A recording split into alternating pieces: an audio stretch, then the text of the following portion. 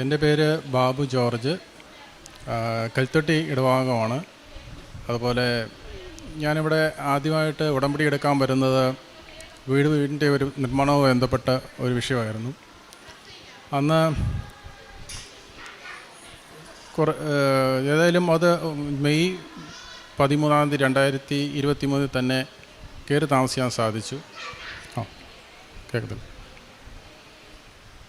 പിന്നീട് ഞാനിവിടെ സാക്ഷ്യം ജൂലൈ 10, 2023 തന്നെ വന്ന് സാക്ഷ്യം പറഞ്ഞിരുന്നു. ഇപ്പോഴത്തെ എൻ്റെ സാക്ഷ്യം എന്ന് പറയുന്നത്, എനിക്ക് മെയ് മാസമായപ്പോഴത്തേക്കും നടുവിനൊരു വേദന തുടങ്ങി. അത് കട്ടപ്പനയും പ്രദേശത്തുമുള്ള കുറച്ച് ഒരു 3ഓളം തിരുമാരെ കൊണ്ട് തിരുമിച്ചു. അവർ തിരുമിയിട്ടൊന്നും ഒരു മാറ്റവും വന്നില്ല. ഞാൻ പിന്നെ ലേക്ക് ഷോർ ഹോസ്പിറ്റലിൽ ചെന്ന് അവിടെ ഒരു വിദഗ്ധ ഡോക്ടറെ കണ്ട്, എൻ്റെ മെയ് 28 എൻ്റെ ഓർമ്മ. അന്ന് ഇവിടെ പ്രദേശങ്ങളൊക്കെ നല്ല കനത്ത മഴയുള്ളൊരു ദിവസമായിരുന്നു. എങ്ങനെയെങ്കിലും വീട്ടിൽ തിരിച്ചെത്തിയാൽ മതി എന്നുള്ളൊരവസ്ഥയായിരുന്നു. പിന്നീട് ഞങ്ങൾ അവിടെ നിന്ന് കുറച്ച് ഒരു കിറ്റ് നിറയെ മരുന്നുമൊക്കെ തന്ന് ഡോക്ടർ എന്നെ പറഞ്ഞു വിട്ടു.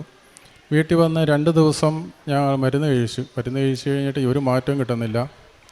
അപ്പോൾ പിന്നെ ഞാൻ മരുന്ന് കഴിക്കുന്നങ്ങ് നിർത്തി. ഒരു സാധാരണ എന്ന് ചെയ്യുന്ന പോലെ തൈലമൊക്കെ തേച്ച് വിശ്വാസപ്രമാണമൊക്കെ ചൊല്ലി അങ്ങനെ ഒരാഴ്ചയോളം കഴിഞ്ഞു. ഒരാഴ്ച കഴിഞ്ഞപ്പോഴത്തേക്കും എൻ്റെ നടുവേദന, ഞാൻ രാവിലെ എഴുന്നേറ്റപ്പോൾ എനിക്ക് വേദനയില്ല. ഉടനെ തന്നെ ഞാൻ ബലിയർപ്പിക്കാൻ പോയി. സാധാരണ എവിടെയെങ്കിലും പള്ളിയുടെ മൂലയിൽ പോയി അടങ്ങി ഒതുങ്ങി ഇരിക്കുകയുള്ളായിരുന്നു. ഇത് മുട്ട എണീക്കാനും നിൽക്കാനും ഒരു ബുദ്ധിമുട്ടുമില്ല. അന്ന് മുതൽ ഇന്ന് വരെ എൻ്റെ രോഗം കംപ്ലീറ്റായിട്ട് മാറ്റി തന്നു. പിന്നെ ഞങ്ങളുടെ വേനൽക്കാലത്ത് കഴിഞ്ഞ ഏപ്രിൽ മാസം മാർച്ച് അവസാനത്തോടുകൂടി ഞങ്ങളുടെ പ്രദേശങ്ങളിലെല്ലാം തന്നെ വെള്ളം ഇല്ലാതായി. ഒരു ഏപ്രിൽ ആദ്യമൊക്കെ ആയപ്പോഴേക്കും എൻ്റെ ബോർവെല്ലിൽ അവസാനത്തെ തുള്ളി വെള്ളവും പറ്റി. കുളങ്ങളൊക്കെ നേരത്തെ പറ്റിയായിരുന്നു. അപ്പോൾ പിന്നെ വേറെ മാർഗ്ഗങ്ങളൊന്നുമില്ല, കുടിവെള്ളം മാത്രമുണ്ട്. കൃഷി നനയ്ക്കാനായിട്ട് തികയില്ല. അങ്ങനെ ഒരാഴ്ച കഴിഞ്ഞു, മഴ പെയ്യുന്ന പ്രതീക്ഷയിൽ. അത് കഴിഞ്ഞ് ഒരാഴ്ചയോടെ കഴിഞ്ഞു. അപ്പോൾ 2 ആഴ്ചയായപ്പോഴത്തേക്കും ഒരു 1400ഓളം ഏലച്ചെടി അങ്ങ് നശിച്ചു. അപ്പോൾ ഞങ്ങൾ ലൈറ്റ് ക്യാനിൽ പ്രയറിട്ട് പ്രാർത്ഥിക്കാൻ തീരുമാനിച്ചു. അതായത് ഏപ്രിൽ 19 വൈകിട്ട് 7 മണിയായപ്പോൾ ലൈറ്റ് ക്യാനിൽ പ്രയറിട്ട് പ്രാർത്ഥിച്ചു. അത്ഭുതം എന്ന് പറയട്ടെ, 24 മണിക്കൂർ എടുത്തില്ല. 20 കൃത്യം വൈകിട്ട് 5 മണിയായപ്പോൾ മഴ പെയ്തു. മഴ പെയ്യുക എന്ന് പറഞ്ഞു കഴിഞ്ഞാൽ അത് കണ്ടാലേ മനസ്സിലാകത്തുള്ളൂ, അനുഭവിച്ചാലും. ഞങ്ങൾ താമസിക്കുന്ന ഒരു മലയുടെ മുകൾഭാഗത്താണ്. മലയുടെ താഴ്വാരം മുതൽ മഴ പെയ്ത് ഞങ്ങൾ താമസിക്കുന്ന സ്ഥലവും എൻ്റെ പറമ്പ് മൊത്തം കവർ ചെയ്ത് ഒരു 10-100 മീറ്ററോടെ മുന്നോട്ട് പോയി മഴ അവിടെ നിന്ന് പെയ്തു. ഒരു അരമണിക്കൂറോളം. ലക്ഷക്കണക്കിന് ലിറ്റർ വെള്ളം ഞങ്ങളുടെ ആ പ്രദേശത്ത് അന്ന് ആ ഒറ്റ മഴയ്ക്ക് ലഭിച്ചു. വേറെ ഒരു പ്രദേശത്തും ഞങ്ങൾക്ക് കാണാൻ പറ്റും അടുത്ത മലയിലൊന്നും മഴ പെയ്യാത്തത്.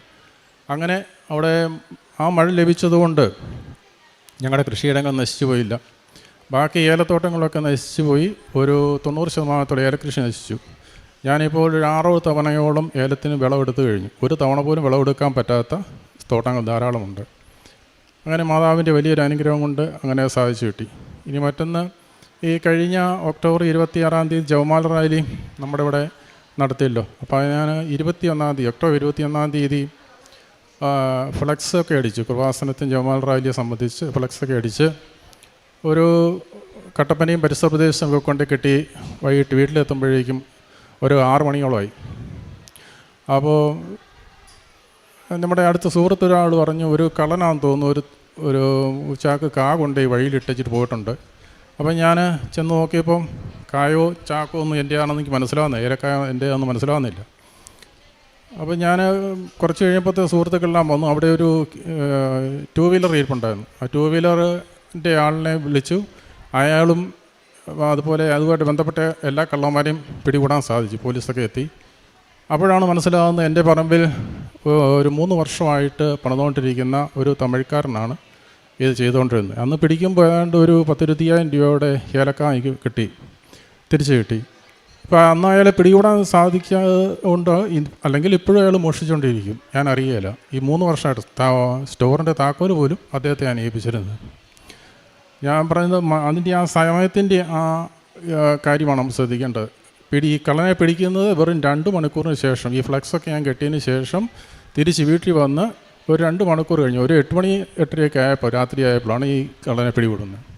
അങ്ങനെ മാതാവിൻ്റെ ദൈവാനുഗ്രഹത്തെ മാതാവ് ഇടപെട്ടതുകൊണ്ട് മാത്രം അയാളെ പിടികൂടാൻ സാധിച്ചു. പിന്നെ ബോർവെല്ലിൽ നഷ്ടപ്പെട്ട വെള്ളം, അപ്പോൾ ഏപ്രിൽ ആദ്യമൊക്കെ ആയപ്പോഴത്തേക്കും വെള്ളം നഷ്ടപ്പെട്ടു. ഈ ബോർവെല്ലിനകത്ത് കിടന്ന മോട്ടറും കത്തിപ്പോയി, വെള്ളമില്ല കിടന്നിട്ട്.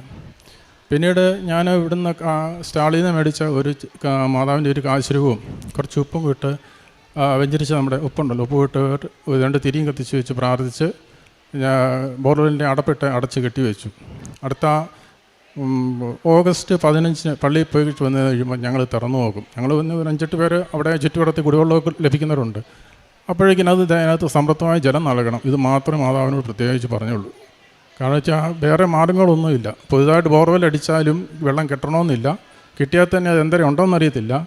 അപ്പോൾ സാമ്പത്തിക പ്രശ്നങ്ങളും വരും, അങ്ങനെ എല്ലാ വിഷയങ്ങളും വരും. ഏതായാലും ഈ കഴിഞ്ഞ ഓഗസ്റ്റ് 15 ഞങ്ങൾ പള്ളിയിൽ പോയിട്ട് വന്ന് ഞങ്ങൾ 4-5 പേര് കൂടി തുറന്ന് അളന്നു നോക്കി.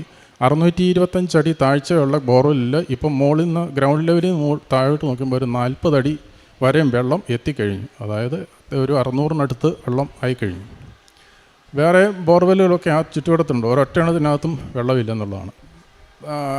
വീടിനടുത്ത് തന്നെ ഒരു പാറമട ഉണ്ടായിരുന്നു. ആ പാറമടയിൽ കുറച്ച് നാട്ടുകാരും അതുപോലെ കുറേ കുടിയന്മാരെല്ലാം ഒരു പാറമട തുടങ്ങാനായിട്ട് പ്ലാൻ ചെയ്തു. ഇവർ ചുറ്റുവട്ടത്തിൽ താമസിക്കുന്ന ആൾക്കാർക്കൊക്കെ ബുദ്ധിമുട്ടാണെന്ന് പറഞ്ഞിട്ട് പോലും ഇവരത് കണ്ടിന്യൂ ചെയ്തുകൊണ്ടിരുന്നു. ഞാൻ പഞ്ചായത്തിലും താലൂക്കിലും കളക്ടറേറ്റിലൊക്കെ പരാതി കൊടുത്തു, ഒന്നും സംഭവിച്ചില്ല. പിന്നീട് ഞാൻ ഇങ്ങോട്ട് ഉടമ്പടി പുതുക്കാനായിട്ട് പോരുന്നതിൻ്റെ അന്ന് കുറച്ച് ഉപ്പ് പാറയുടെ മുകളിൽ കൊണ്ടുപോയിട്ട് ഒരു വിശ്വാസ പ്രമാണം ചൊല്ലി ഇങ്ങോട്ട് പോന്നു. ഒരു 2 മണിക്കൂർ കഴിഞ്ഞപ്പോഴത്തേക്കും അത് പണിതുകൊണ്ടിരുന്ന ഹിറ്റാച്ചി അടുത്ത പറമ്പിൽ കൊണ്ടുപോയി കയറ്റിയിട്ടു. അതവിടെ കിടന്നു. 2 ആഴ്ച കഴിഞ്ഞപ്പം അത് വേറൊരു വണ്ടിയെ കയറ്റി വിട്ടുപോയി. ഇന്നേ വരെ ഒരു നിർമ്മാണ പ്രവർത്തനം അവിടെ നടത്തിയിട്ടില്ല. കൃപാസനത്തിലെ എൻ്റെ പിള്ളേരും എല്ലാം കൊണ്ടുവന്ന് ഞാനിവിടെ പ്രാർത്ഥിപ്പിക്കാറുണ്ട്. കുടുംബ പ്രാർത്ഥന ഭംഗിയായിട്ട് നടക്കുന്നു. അതുപോലെ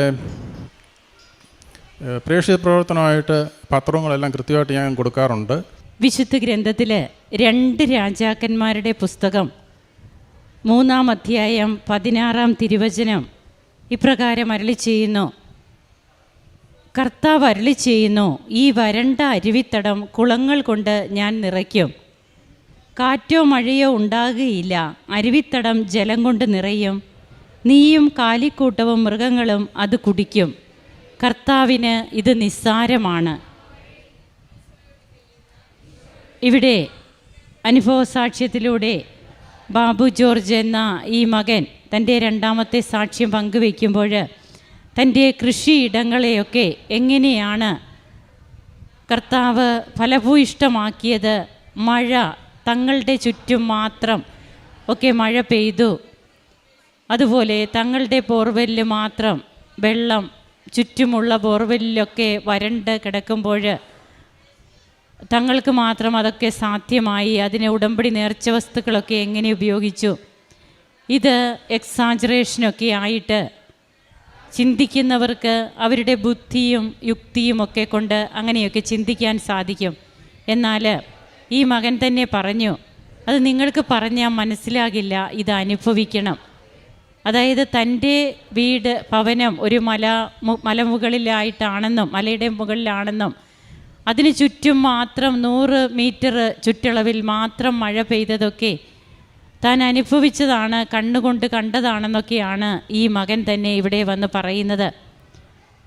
അങ്ങനെ തൻ്റെ കൃഷിയിടം ഇന്ന് തനിക്ക് ഒത്തിരിയേറെ വിളവ് നഷ്ടമായിക്കൊണ്ടിരുന്ന പല സാഹചര്യങ്ങളിൽ നിന്ന് ഇന്ന് 6 പ്രാവശ്യമൊക്കെയാണ് താൻ വിളവെടുപ്പ് നടത്തുന്നത്, ഏലകൃഷി. ഇങ്ങനെയൊക്കെയാണ് ഇവിടെ നാം കേട്ടത്. അതുപോലെ തന്നെ വീണ്ടും തനിക്ക് രോഗസൗഖ്യം,